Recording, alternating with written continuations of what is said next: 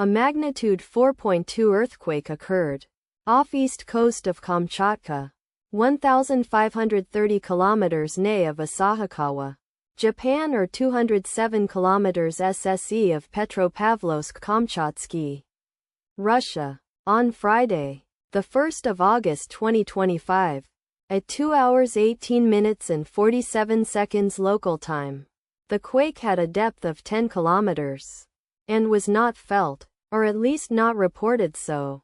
Data source from EMSC. Did you feel it? Let us pray. May the earthquake that occurred not affect our brothers and sisters there. May the earthquake not happen again. And may God protect everyone. Amen.